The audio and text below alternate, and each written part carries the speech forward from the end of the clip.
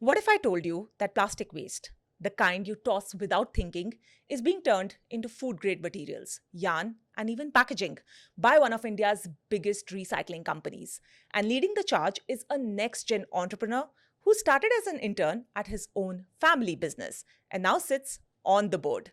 This is Saurabh Goenka, the force behind the tech transformation at Pashupati Group, a company that recycles 18 million plastic bottles every single day and has quietly built one of the most advanced plastic segregation and recycling system in the world.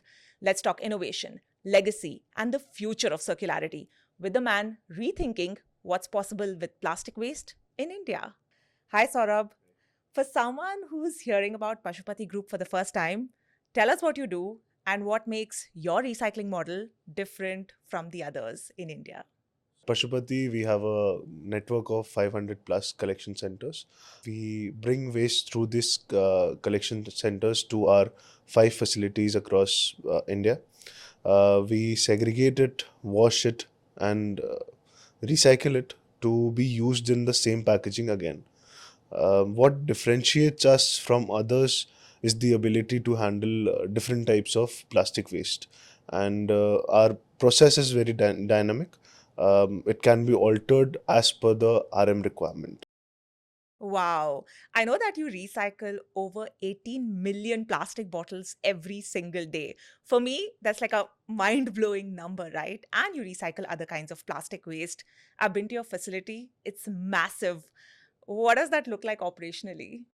Yes, we do recycle 18 million bottles of plastic waste every day, but the operations behind them are even more vast.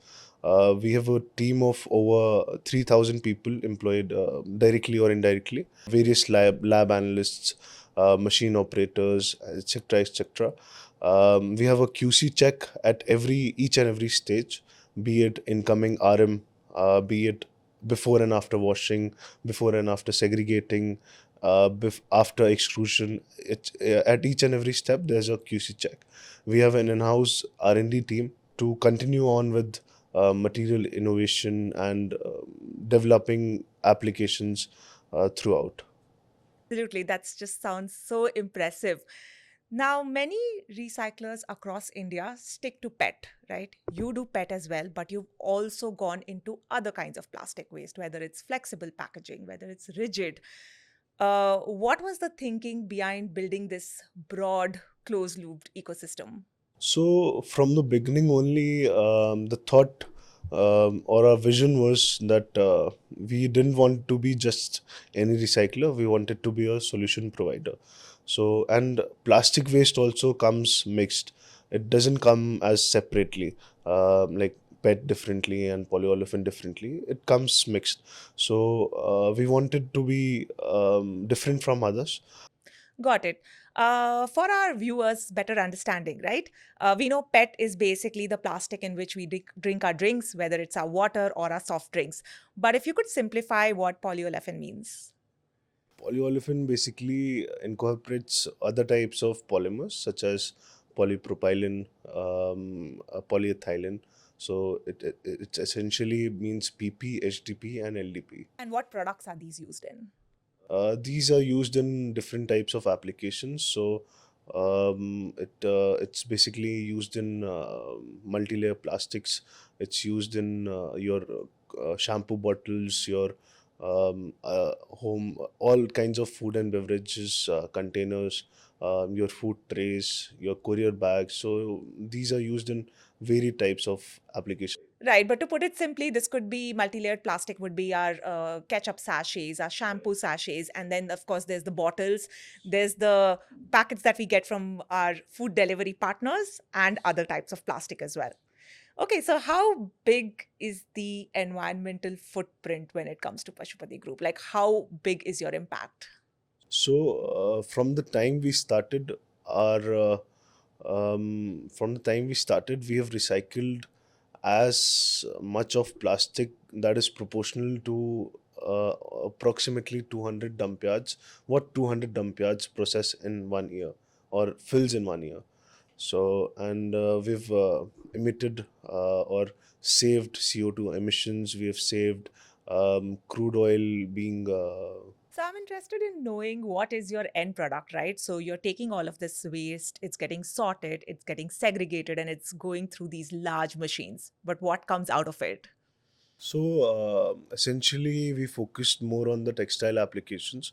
So we were making PET to into fibers, and not even fibers that's used in home furnishings, carpets, etc.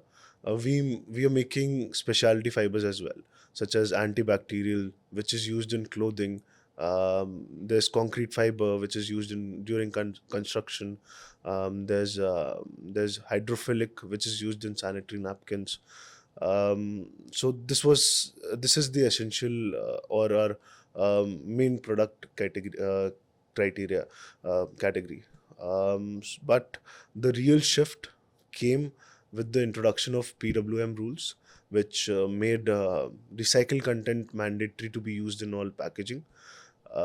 Now our customer base includes all types of FMCG brands, your e-commerce brands, your food and beverages. There's logistic brands, lubricant brands. So essentially, all types of fast-moving consumer goods are our customer base.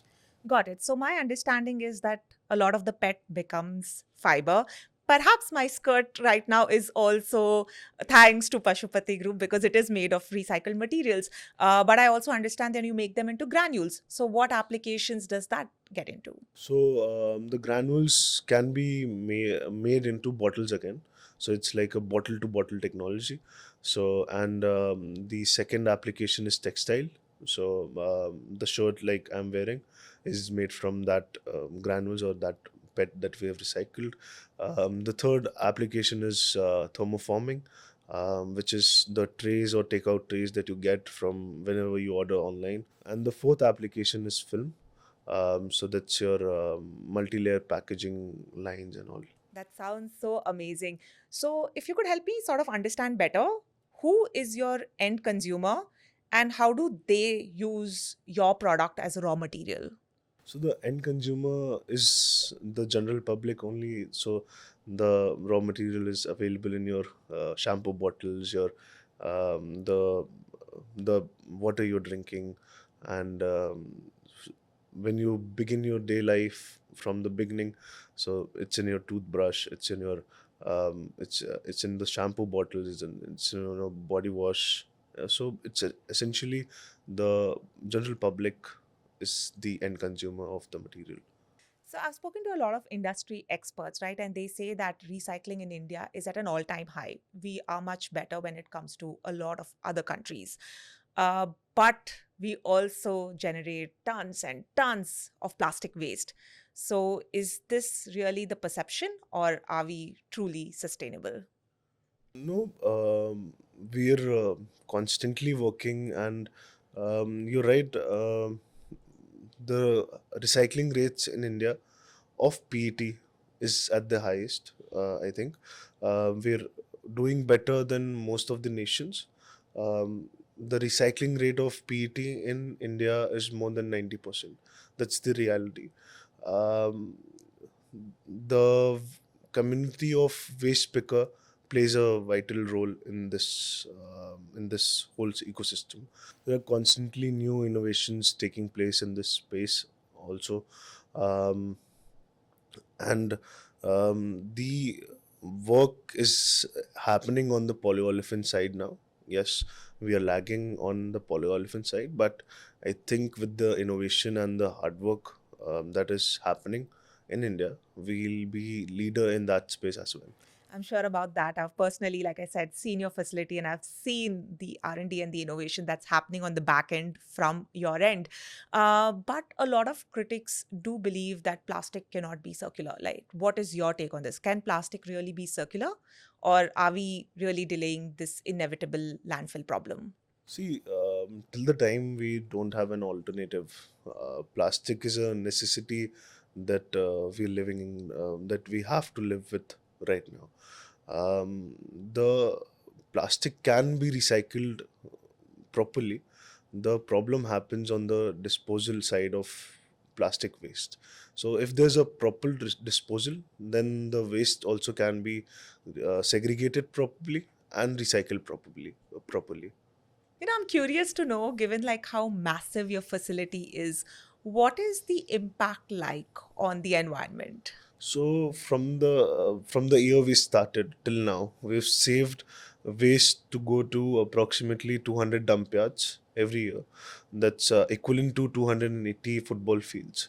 Every year we save enough energy to power 4 lakh Indian homes for a full year.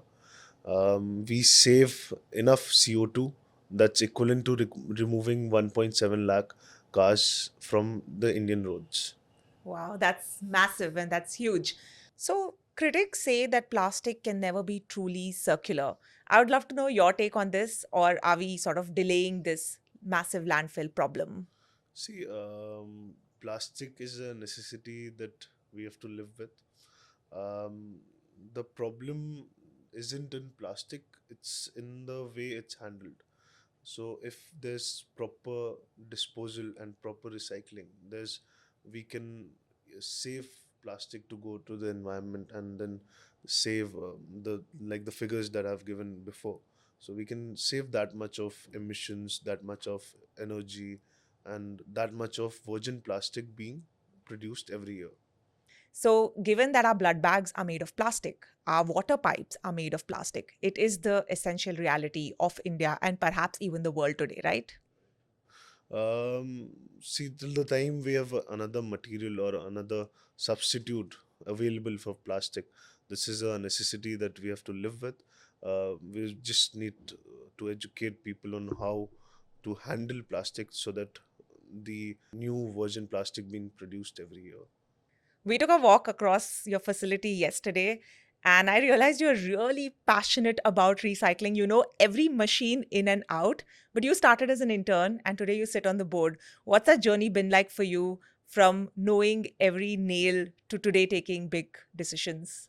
So the idea of starting as an intern was to start from the ground up, to make connections with each and every people involved in this whole ecosystem, to learn how things work from the ground up, and contribute wherever possible. Um, it becomes essential then to bring fresh ideas into the organization, and being on the board isn't the priority. It's just another platform to to achieve this goal of circularity. You're a family business. There are many, many family businesses across India, lots of MSMEs. For them who are watching you right now, is there any tip you would like to give? What's it like? Because you're not just managing teams, you're also managing expectations. Being in a family business comes is a privilege, but it also comes with its own unique challenges. You're just not managing teams or targets. You're managing expectations. You're managing legacy, or and you're managing expectations from multiple generations as well. The challenge faced is, you have to keep the tradition also intact, and there's a need for transformation as well. So you need to find a balance between both. But I've learned that with proper communication, with empathy, and with conversations, this whole challenge can be navigated through. Got it. But then how do you measure your own success? Is it revenue? Is it tech innovation? Or is it something else? No, revenue plays a part, but it's not the goal. Are we recycling enough plastic? How we can recycle more plastic? That's the goal that we, or I personally look for. I'm curious to know, how do you measure success then? Is it innovation? Is it revenue? Or is it something else? So me, success is about the impact. Are we, recycling enough plastic? How do we recycle more plastic?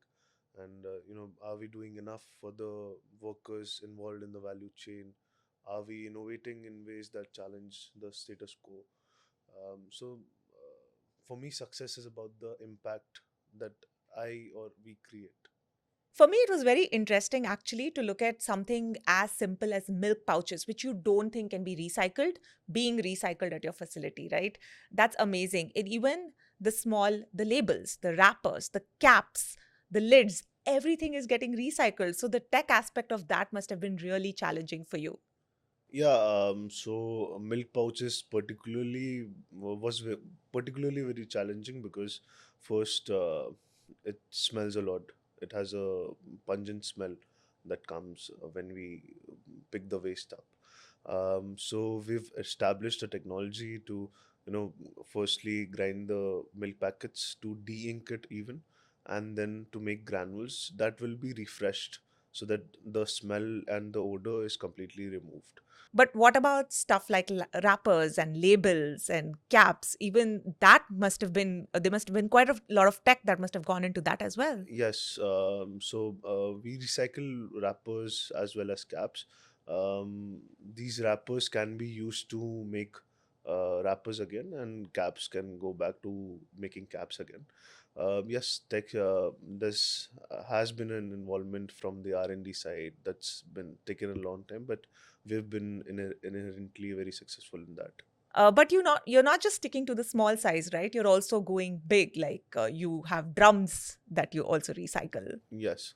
So these drums are, we recycle them to be used in, drums again, or they go for making your pipes, that is your home pipes that being used.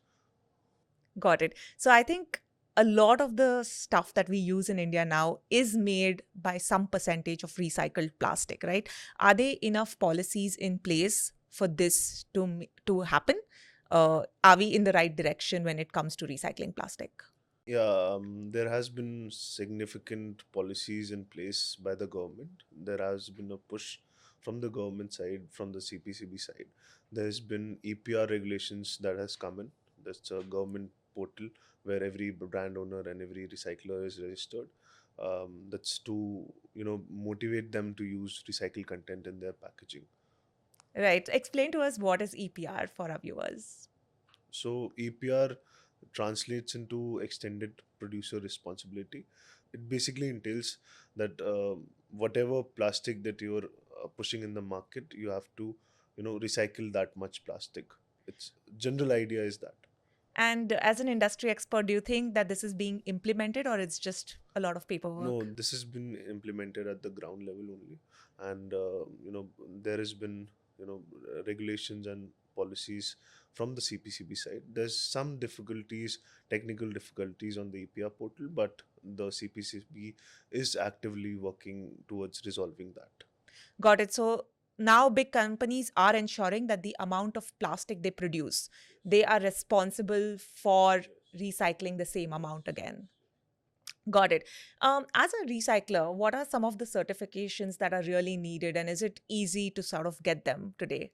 So there are some certificates that are easy to get. There's your general approval from the CPCB to operate the recycling facility. There is your ISOs in place. There's your Ecotex in place. There are some certifications that we've got that are a bit difficult, such as FDA, your ISCC Plus, your SEDEX. These are some certificates that are a little bit difficult to get. Right. But has it been challenging then for any recycler to sort of keep that quality up, especially since after you've got those certifications? It's an ongoing process. The challenges are there, but once you have the process in place, it's not really that difficult to keep the certifications in place. So, where are you sourcing your raw material from? I'm very curious about that because yes, the segregation happens, but where is this all this waste really coming from? So we source our materials from all urban areas, from rural areas. We have collection centers in place in coastal areas where we source plastic that is on high risk to be disposed of in the ocean. We collect waste from forests. Um, and general municipalities. Yeah, and there's multiple levels of impact there, right? Because there's also providing a source of income to waste pickers. And of course, then you're also saving the ecosystem. So there are like multiple challenges that you're addressing in one go. Constantly work on how to increase or better the livelihood of rack pickers. We make sure that optimum wages or optimum payment. We educate them on what materials to pick, and to be very hygienic about it, so that it doesn't affect them both financially and health wise as well. Are the certifications different? Like you have an ocean bound certificate, right? Yes, we do have an ocean bound certificate. It basically entails that we procure plastics from the coastal areas or from our oceans or rivers. From the coastal areas, it basically means that that plastic is on a high risk of getting into our oceans and polluting our oceans. So we gather that as well. Got it. And when it comes to sustainability itself, there is this idea that sustainability can be expensive. But on the other hand, there is this other thought process that if something is recycled, it should be cheaper. So when it comes to cost, explain to me, first of all, what is more expensive? Is it virgin plastic or recycled plastic, and why? So, cost plays an important factor, and we believe that affordability and sustainability must go hand in hand. To optimize cost, we buy mixed plastic waste. So, as I covered before, we have an AI sorter in place. So, we buy mixed plastic. So that makes a huge cost difference between us and different players, other players in the market. And we have optimized our process as such that we keep the process cost at a minimum while ensuring quality of the highest standards. Got it. So, if you were to explain to me, say I'm wearing something which is made of recycled poly versus something that's made of virgin poly, what would be the cost difference for your customer if they were to buy virgin fiber versus recycled fiber? So the cost difference across the product folio comes between 5 to 30%. That's the bracket. On an average, the cost difference is between 15% on an average. On the higher side for recycled products. Okay. So that means it's It's not on really the a lower lower side. side. So it's cheaper than to Cheaper than recycle to use recycled products than to use. Is there a little bit of hesitance from your customers because they would not want to use the word recycled, or is now because sustainability being such a buzzword, people have really taken on to recycling plastic and using that recycled product? So you can say that there are two groups between the market. One that has to use sustainable, that has to use one that has to use recycled products to fulfill his obligations and the regulations and the EPR. The second one is hesitant to use recycled product because they think that it will impact their processing when they're processing virgin plastic.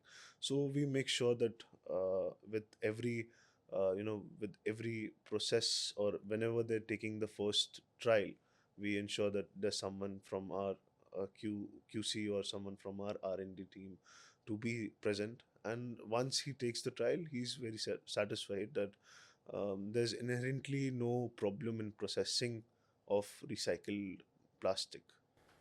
So you're basically saying that for your end customers, it doesn't really matter whether it's recycled plastic or virgin plastic because the end product or the quality remains the same. Got it. And when it comes to the sustainability or the recycling landscape in India, where are we right now and how can we improve? There's a lot of work happening in the recycling landscape in total. There is, many technologies, many innovations coming in place. There is still work to be done.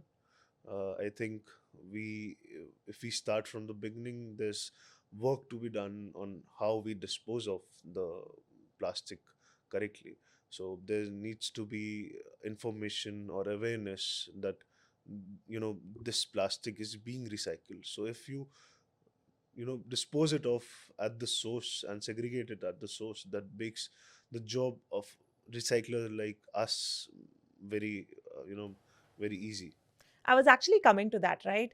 Given that somebody who's probably in the IT field in Bangalore is currently watching this podcast, right? When you say they should dispose their waste, if you could explain to them what does that mean and how can we ensure that the waste that we are using reaches Pashupati Group or other recyclers so that it can be recycled responsibly?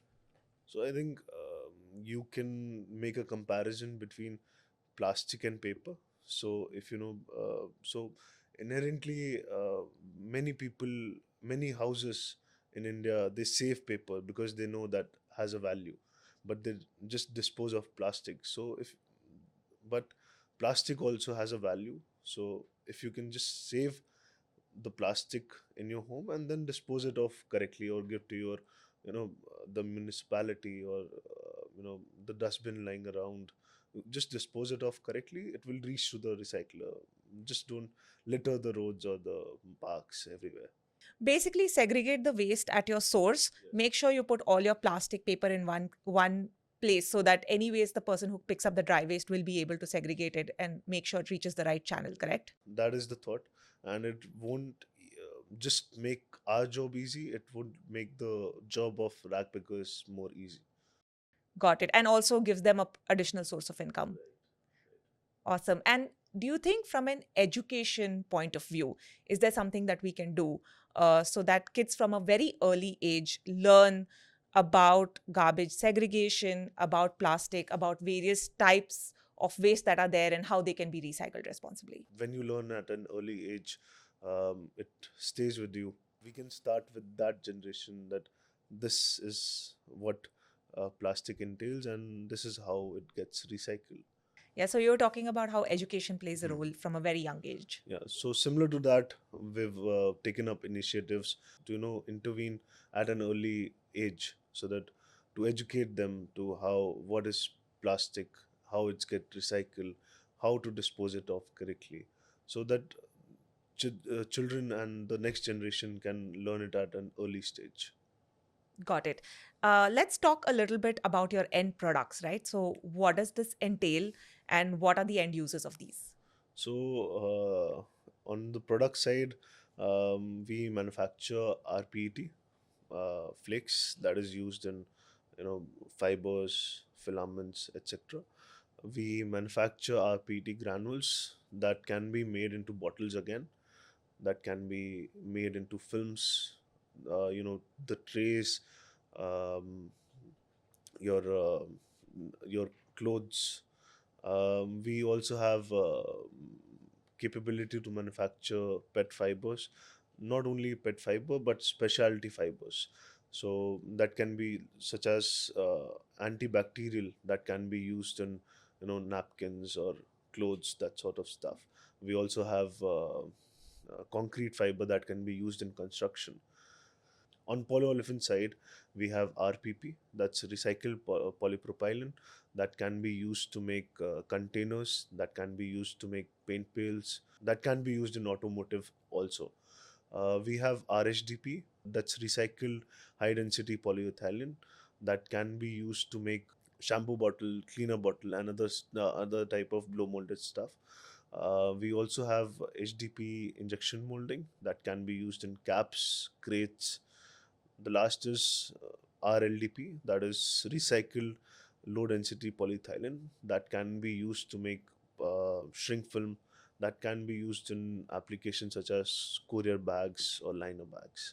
Got it. I'm sure this differs from product to product, but by how much percent, if you can give us an average, can we incorporate recycled plastic into these products? Some customers are incorporating 10%, some even incorporate 100%, but the average comes to around 30 to 40%.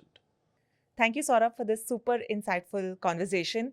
I really hope because of Pashupati Group, we can take a step in the right direction when it comes to sustainability, and especially when it's something as critical as plastic recycling. Right, thank you.